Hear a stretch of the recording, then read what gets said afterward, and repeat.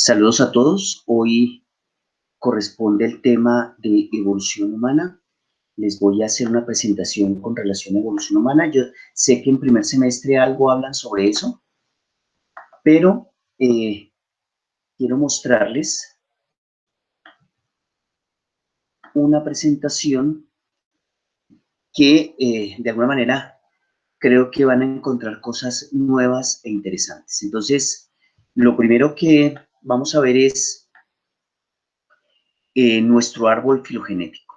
Ustedes pueden ver esa relación entre el, se me cambió, perdón, árbol filogenético. Aquí pueden ver ustedes la relación entre todos los primates. Todos estos individuos y estas especies que aparecen aquí se consideran primates y tienen un origen común. Lo que nos llama la atención o lo que más nos interesa es este grupo de primates sin cola. Hace más o menos 20 millones de años los gibones se separaron, orangutanes hace más o menos 18, 16 millones de años, gorilas 11 millones de años, chimpancés 7 millones de años, y comienza la historia del ser humano desde ese momento. Vamos a ver esa relación tan estrecha que se encuentra entre este grupo a continuación. Lo que primero vamos a ver es dónde aparecieron los seres humanos. Se entiende que aparecieron en África, somos afrodescendientes todos, toda la especie humana, y no es casualidad que todos los antropoides mucho más cercanos a nosotros desde un punto de vista genético también se encuentran allí, chimpancés, orangutanes, gorilas. Y lo más interesante que les quiero mostrar aquí es que normalmente cuando se habla de primates y queremos encontrar una diferencia entre seres humanos y los otros primates, apelamos al término cultura. Pero aquí les voy a mostrar que de alguna manera los chimpancés tienen también cultura. Y entonces aquí aparece una definición de cultura y es adaptaciones particulares a ambientes particulares. Entonces, miren aquí, donde muestran las líneas, son comportamientos que tienen solamente esos grupos. Sin embargo, aquí hay más grupos de chimpancés. Por ejemplo, las heridas, cuando un chimpancé en estas poblaciones, solamente en esas, se hiere o tiene algún problema en su piel, busca una hoja particular de un árbol particular, la mastica y se la pone como compresas. Y eso permite que haya una cicatrización más rápida. Es decir, que de alguna manera hay un elemento cultural en esas poblaciones, solamente en esas poblaciones. Aquí de danza de la lluvia, solamente en estas poblaciones, cuando después de una gran verano, comienza a llover, los chimpancés realizan una que se podría considerar una danza de la lluvia.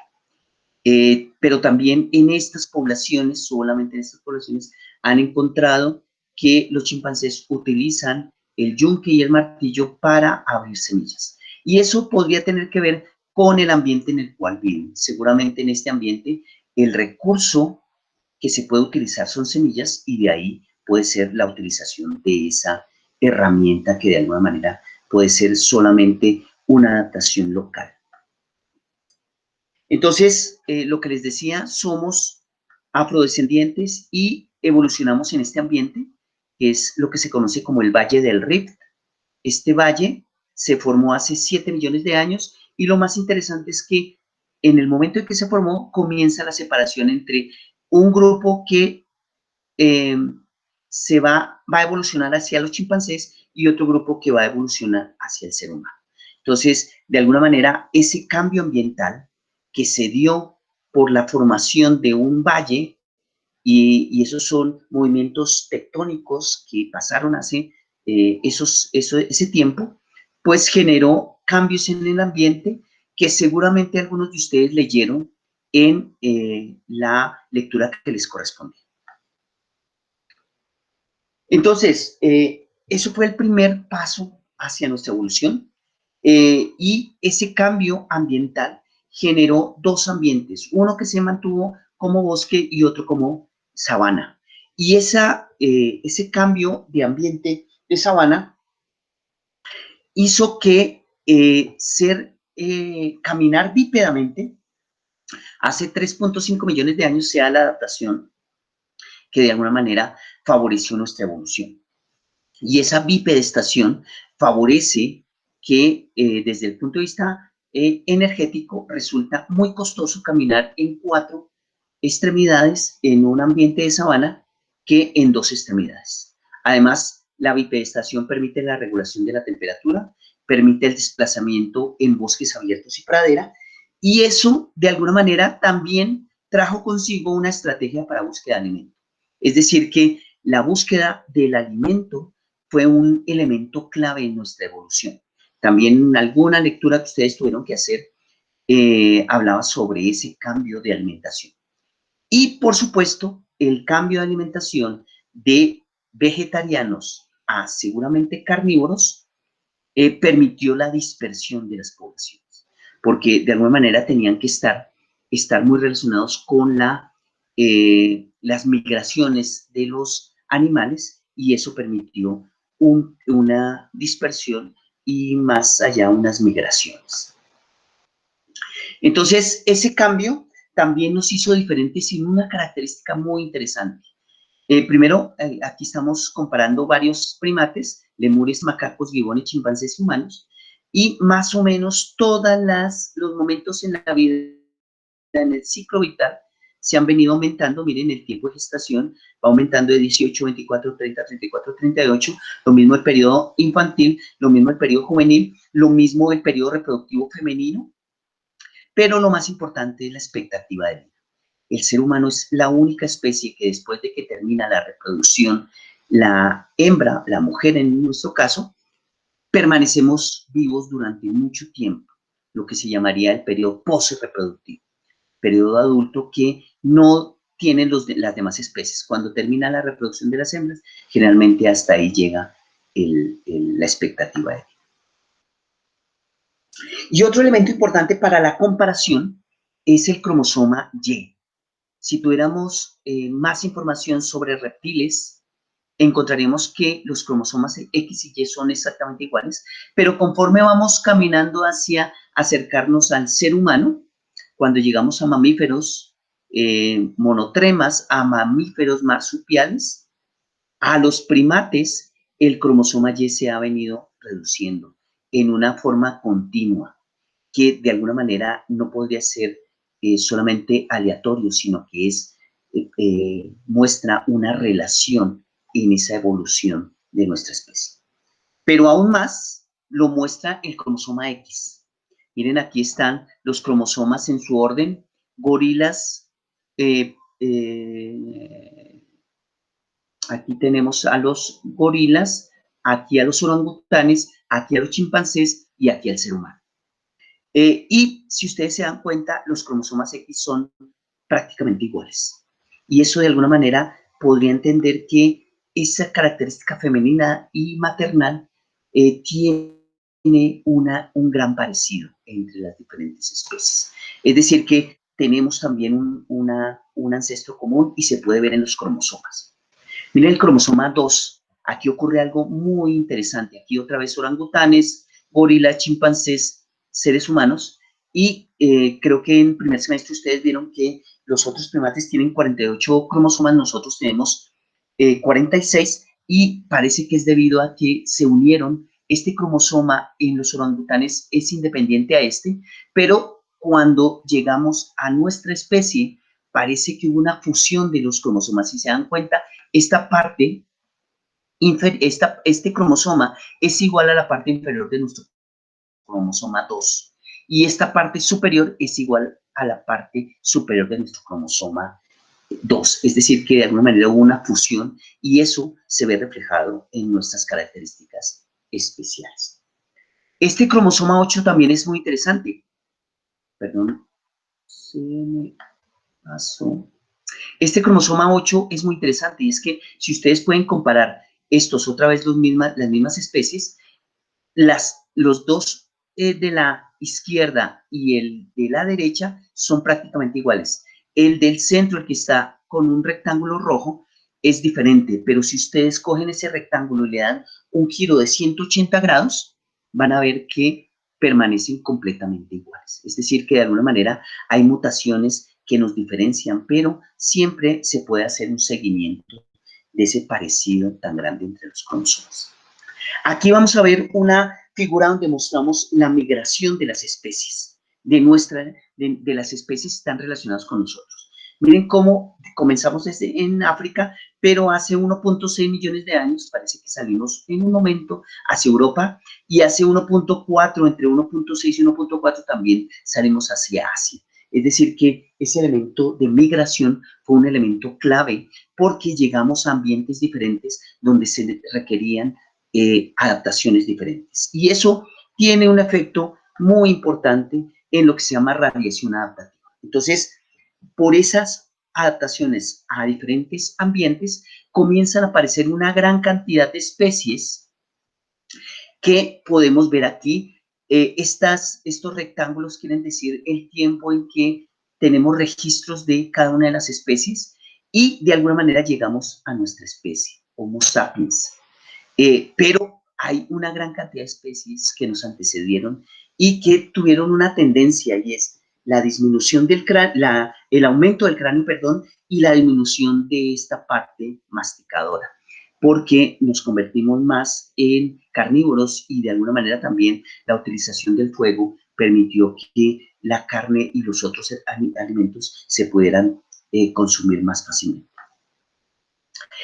Aquí estamos viendo ese costo que le está apareciendo al ser humano por tener ese cerebro tan grande. Miren, aquí están los millones de años antes del actual y la capacidad craneal, y aquí arriba el porcentaje de energía necesario para mantener ese cráneo. El tejido nervioso requiere de una gran cantidad de energía y el ser humano necesita, por ejemplo, 23% de todo el alimento que consume para mantener ese tejido nervioso. Y otra cosa que quiero mostrarles es la gran variabilidad que tenía, por ejemplo, el Homo neanderthalis en el tamaño cerebral, lo mismo que la gran variabilidad de las otras especies. Y como ustedes vieron, la evolución de nuestra especie requirió una gran variabilidad en las especies anteriores, porque la evolución por selección natural necesita esa variabilidad. Aquí podemos ver una comparación entre las dietas. Miren, la dieta de carne. A ver, perdón, nuevamente.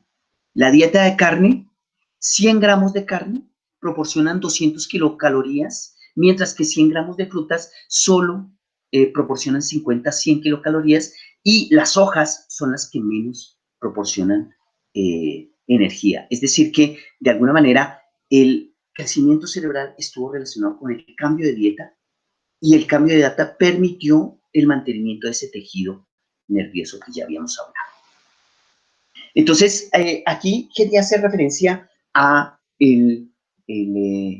la relación tan estrecha entre el Homo sapiens, que está aquí, y el Homo neanderthalis, que está aquí. Entonces, hace aproximadamente 200.000 años hasta la actualidad está nuestra especie, y hace 40.000 años llegaron a Europa. Y hace 40.000 años comenzó a haber esa interacción entre las dos especies. Y el Homo neanderthalis se desapareció hace 28.000 años, es decir, que de alguna manera estuvieron relacionados más o menos 12.000 años, y eso de alguna manera también pudo tener consecuencias con la relación entre esas dos especies. Alguno de ustedes también leyó un documento que habla sobre la hibridación entre esas dos especies en Europa. Y eso podría querer o mostrar cómo somos el resultado de evolución, pero también de hibridación de nuestra especie. Entonces, miren, aquí les voy a mostrar las diferentes teorías con relación a por qué nuestra especie solamente se mantuvo y no aparecen nuevas especies y no se mantuvieron otras especies en la actualidad. y parece que los neandertales, que fueron los últimos, o aparentemente los últimos, desaparecieron seguramente por hibridación, y realmente podríamos decir, no desaparecieron, sino el resultado de la hibridación del Homo sapiens y el Homo neanderthalis somos nosotros, el resultado somos nosotros.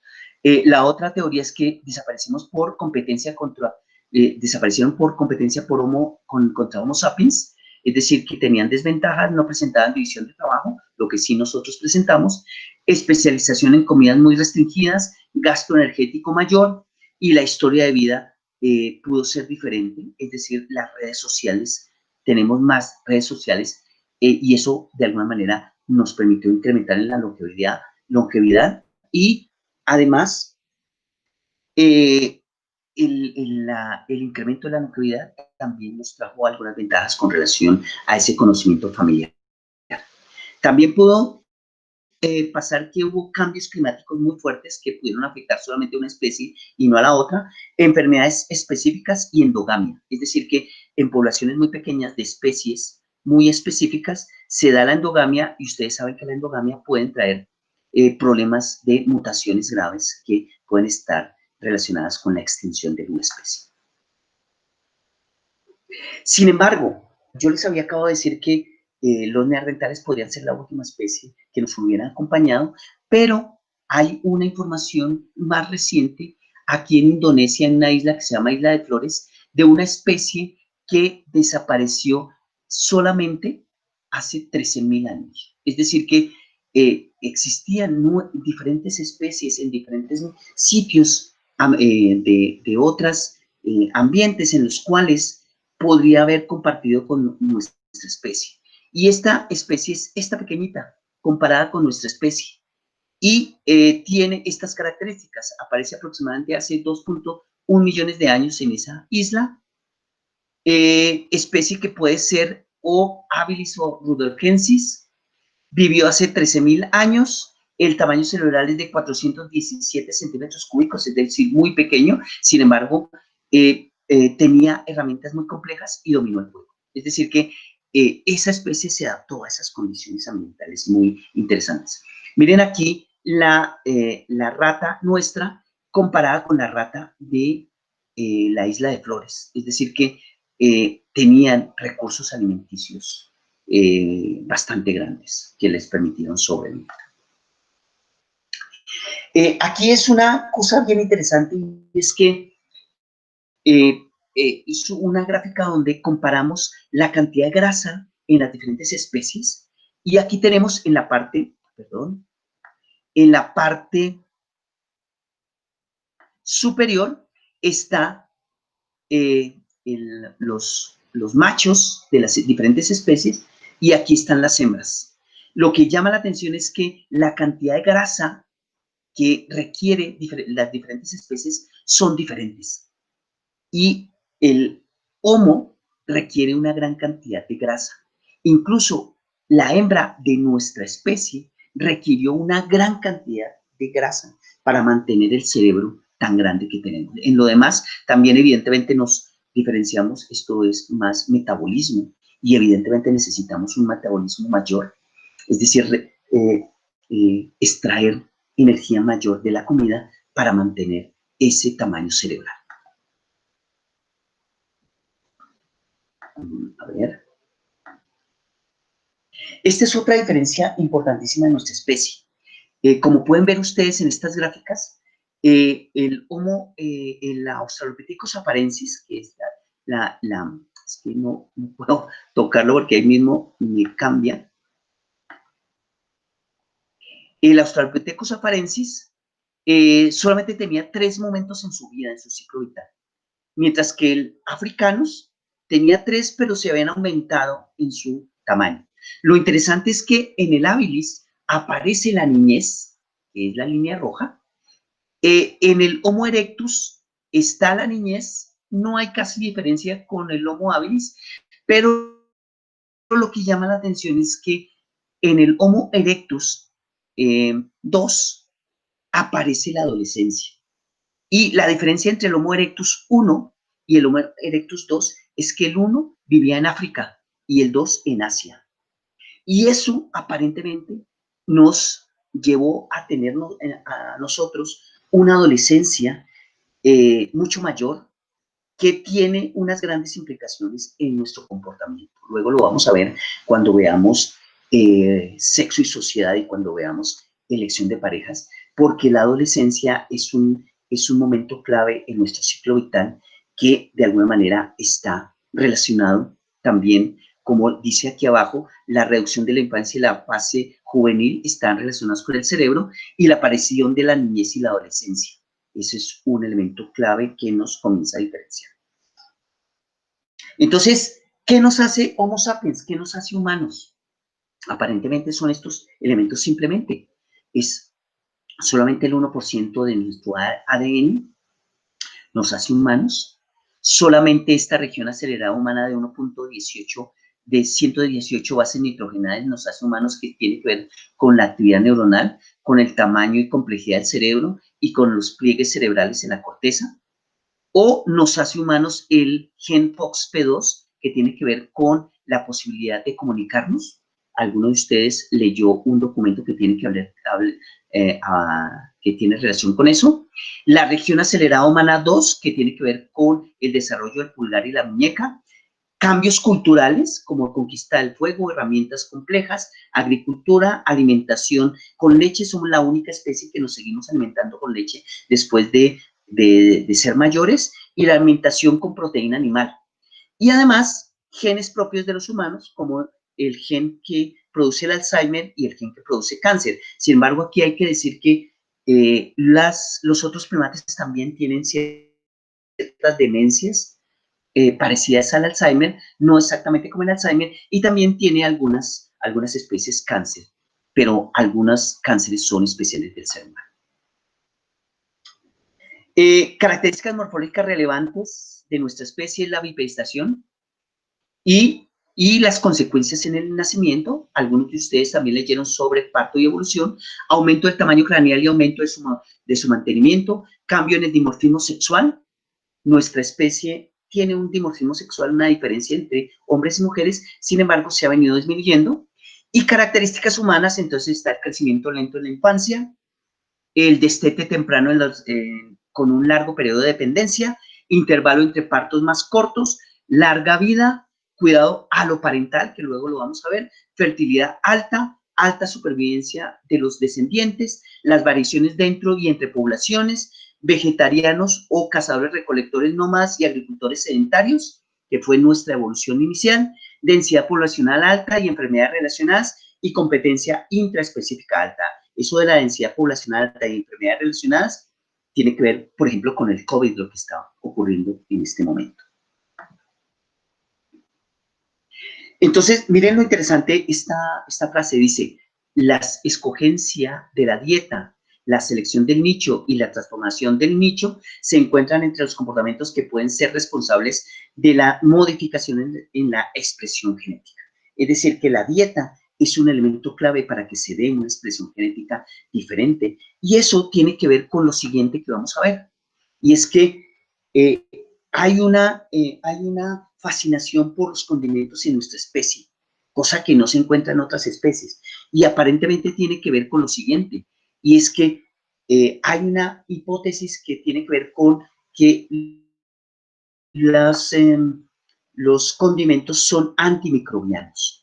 Y se han investigado estas predicciones, estas 5 predicciones que aparecen acá, y se han encontrado que todas concuerdan con esa hipótesis antimicrobiana. Es decir, que los condimentos muestran actividad antimicrobiana. Se ha encontrado, se sacan algunos extractos de cualquiera de estos condimentos y se encuentra que todos afectan las bacterias.